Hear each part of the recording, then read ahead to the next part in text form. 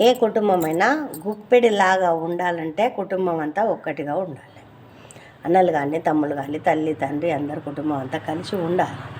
ఉంటేనే మన గుప్పెడి మొత్తం ఎంత గట్టిగా ఉంటుందో మన కుటుంబం కూడా అంత గట్టిగా ఉంటుంది. ఇట్లా విడదీసి ఎటోళ్ళు పోతే ఆ కుటుంబం విలువ బాధ్యతలు తగ్గుతాయి. ఎవరి బాధ్యతలు అయినా తల్లిదండ్రులు తీసుకునేవాళ్ళు కదా. ఎవరికి వారు అయిన తర్వాత తల్లిదండ్రులు ఎట్లా తీసుకుంటారు? మరి తల్లిదండ్రులు సంపాదించిన ఆస్తికి సంపాదించిన పైసకు ఎగబడి తిని ఎగబడి ఖర్చు పెట్టి ఎంత అంటే అంత ఇచ్చి పిల్లలు కదా బాధపడతారని ఇచ్చిన తల్లిదండ్రులకు పిల్లలు ఇప్పుడు వాళ్ళు సంపాదించిన సంపాదనను తల్లిదండ్రులకు ఇవ్వవద్దా? తల్లిదండ్రులకు అధికారం లేదా? ఒక్కొక్క కోడలు ఒక్కొక్క తీరుగా మాట్లాడుతాండ్రు లోకంలో.